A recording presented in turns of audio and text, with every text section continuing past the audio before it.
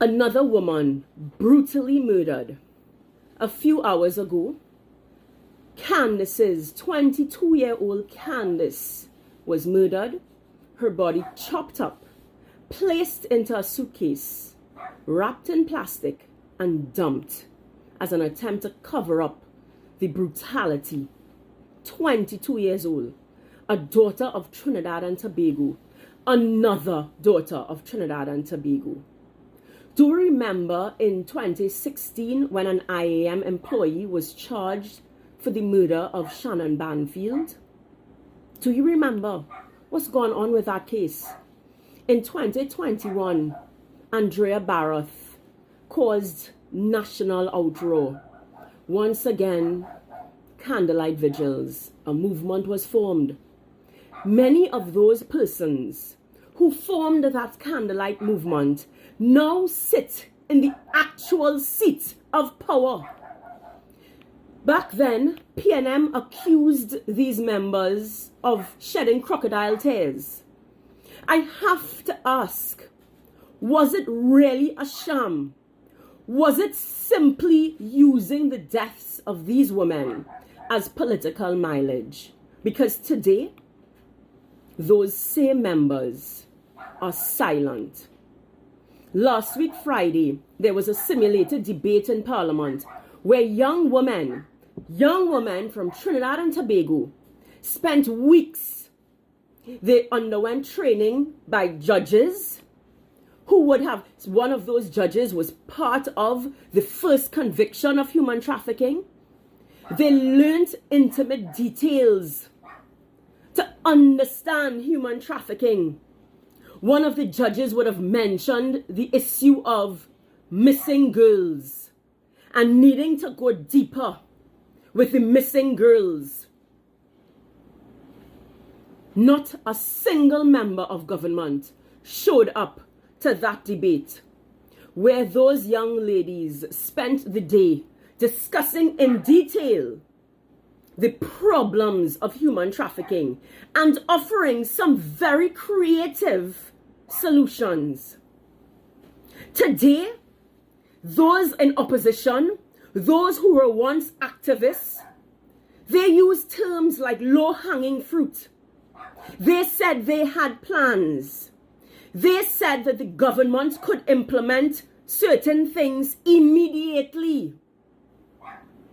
Yet nearly 3 months in office, those same people who now hold actual power to bring actual change are silent. Our young women are dying, and the political football goes back and forth and back and forth. The revolving door continues because UNC will fail and then PNM will come back. Colm Imbert already said it. It's inevitable. I remember when Fitzgerald Hines spoke after they got whitewashed in Tobago, that ever so often people come off the beaten path and, you know, they will learn from their mistakes and they will come back. History has shown it. We go PNM run the country to amok. Everything, they just goes, and then we get fed up. PNM supporters decided they will protest and they will withhold the vote, and then UNC comes in and then UNC thief and UNC worse than PNM, and then PNM come back. Oh my, we're tired. We are tired. Yesterday, I can't remember the newspaper article, but I think it was a British article.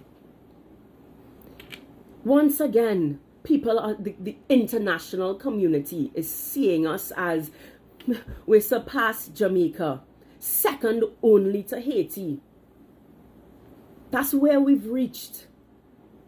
And the blame games and the shallow conversation, sycophants trolling social media.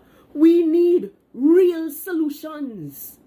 We need persons who aren't just clamoring for their wives to get on state boards. Because guess what? That's what we're seeing. Less than 100 days of a new government.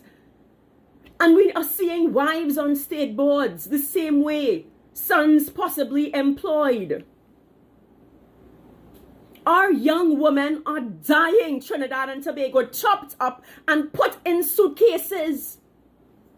You know, if a travel blogger on Netflix came and they did a real, truthful movie on us, if they documented it and shown it to the world, we'd be upset. We'd say we're not loyal, they're not patriotic, they're showing one half of the country. But there is an underworld in Trinidad that we refuse to admit exists. We continue our lives as though it doesn't matter, because it ain't reached our doorstep yet. 22-year-old Candace was murdered, chopped up, and put into a suitcase, wrapped in plastic, and dumped. And nobody seems to be upset long enough. And when we keep the government of the day accountable, people try to weaponize it as hate and bitterness. No, there is a space for righteous anger. There is a space to speak up for those who cannot speak for themselves. Why aren't we bothered and bothered every day? Every day until it stops. 2016, Samantha Banfield. Do you guys remember her name? Is justice for Samantha on your prayer list every day for 10 years? Or are we going to see rage for a few days and then nothing? And better yet, nothing, because now we're being paid by state, paid by taxpayers, driving fancy cars, taking pictures on social media every day, living the high life. Most of you know very well what's going on inside of the political parties and will say nothing because you refuse to stand and lose all the blue lights and the perks and the chance at being in government. Hell has a special place for you. A special place. We must speak up. To the family, to the father, I just saw the video. We have failed, and I am sorry. We continue to fail you. We continue. Christians, spread the gospel. Let them know through good works. That means the prison ministry. That means going into the worst areas. We don't need to leave here and go to China to be chopped up or to be eaten by tribes or whatever, you know. There is mission work to be done right here. Get into the trenches and really know what is going on in Trinidad and Tobago. Dedicate your life to being a missionary in the trenches of Trinidad and Tobago. Getting into that dark, disgusting underworld. We failed you, Candace. I am sorry. Sometimes I wonder if maybe I should have stayed quiet so that I could get into power. But I don't believe that the ends justify the means. So if this is my platform, this is what I will use to continue to be the voice for the voiceless, to continue to fight for justice, for Trinidad and Tobago to wake up, to stop the jamming. I saw a press release yesterday and the headline from the ministry said we jamming still. That cannot be our culture anymore. I don't know what else to say.